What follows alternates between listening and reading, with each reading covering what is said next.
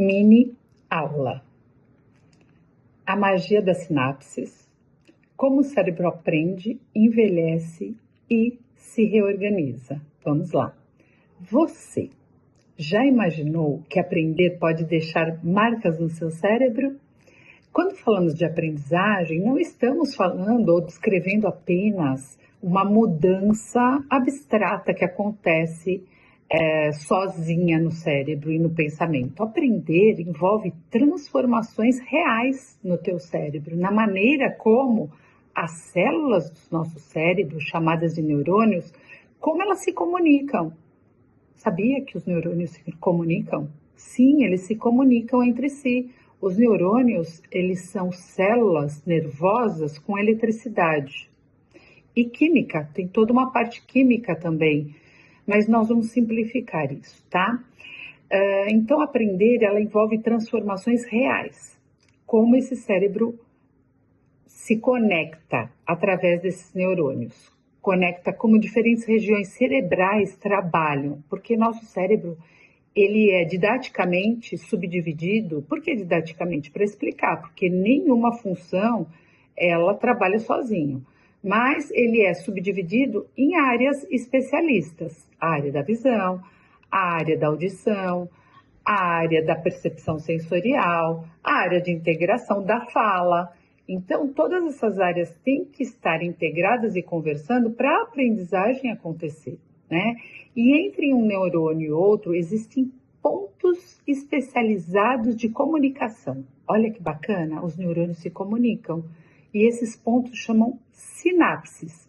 As sinapses, elas permitem que esses sinais elétricos que eu falei para vocês e os químicos, que eles circulem pela toda a rede neural, porque vai se formando uma grande rede neural que sustenta a nossa atenção, a nossa memória, a nossa linguagem, o raciocínio e todas as demais funções cognitivas. Então, nós já sabemos que cognição é esse compêndio de especialidades do nosso cérebro que chamam funções cognitivas.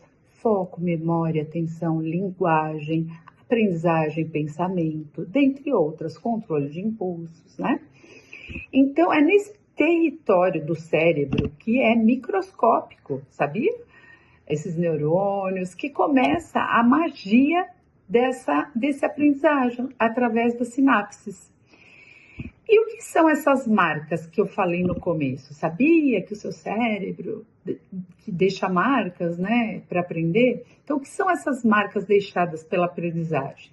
Quando vivemos uma experiência, aprendemos uma habilidade ou repetimos uma informação. Para aprender, a gente precisa repetir essa informação. O nosso cérebro aprende por repetição, com significado. Se faz significado, se tem sentido, a gente aprende. Aí nós determinamos circuitos neurais que são ativados através daquilo que a gente escolhe para saber, para aprender, para conversar, para conhecer. Essa atividade, ela pode produzir diferentes tipos de mudança, né? Então, se eu tenho uma atividade a qual eu estou escutando, é um tipo de mudança que acontece no meu cérebro. Se eu estou vendo, é outro tipo de mudança e elas se conectam entre si. Assim como eu posso fortalecer essa conexão, essa grande rede de energia neural, eu também posso enfraquecer, sabia? Quando eu deixo-a em desuso, mas nós vamos conversar com calma sobre isso.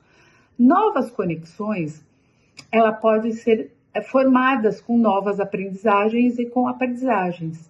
Estruturas chamadas de espinhas dendríticas. Ai, que bonitinho. Imagine o cabo de uma rosa, né? Aqueles pontinhos, aquelas espinhas. Então, no cabo do neurônio se formam também essas espinhas dendríticas e elas podem modificar a estabilidade, né? E redes cerebrais podem ser reorganizadas com a maneira como compartilham as informações. Então, o que acontece? Se a gente fortalecer esse neurônio, se a gente fortalecer esse caminho neural, que é o corpo do neurônio por onde passa a informação, Se a gente fortalecer essas sinapses, como fortalecer? Usando esse cérebro. Então, esse fortalecimento persistente da comunicação, que determina para os neurônios o que ele vai conhecer, ela chama potenciação de longo prazo. Então, eu estou determinando para o meu neurônio aquilo que ele vai aprender. Eu estou fazendo um exercício cerebral, eu estou repetindo várias vezes e eu estou ensinando e criando uma rota, criando uma marca, uma cicatriz. Então, esses caminhos neurais, eles são fortalecidos e vão para a memória, né? Então, o que aprendemos tem uma memória de curto prazo e se fortalecemos tem e vira uma memória arquivada de longo prazo, certo? Esse é um dos mecanismos biológicos mais estudados da aprendizagem e da memória. Mas as marcas da aprendizagem não aparecem apenas na escola, tá? E muito menos numa escala minúscula de neurônio e microscópica. Estudos de neuroimagem também encontraram modificações mensuráveis na substância cinzenta. Nosso cérebro, ele é composto de uma substância cinzenta e uma substância branca, as quais nós vamos abordar no curso de formação de cérebro e aprendizagem, tá? E a substância cinzenta e também a organização dessa substância que eu citei, branca, após uma aquisição de uma nova habilidade, ela se fortalece.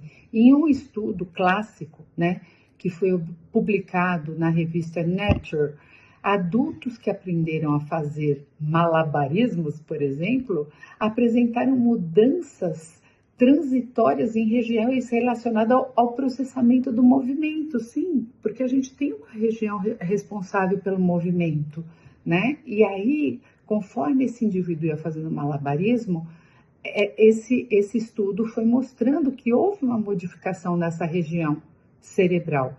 E aí, estudos posteriores, eles mostraram que a aprendizagem também pode estar acompanhada de alterações na organização da substância branca, que eu vou explicar em breve para vocês sobre substância cinzenta e substância branca. Então, vamos dar uma pausa para que a gente possa entender esse conteúdo, para que possamos ver coesão e coerência no que estamos falando até agora.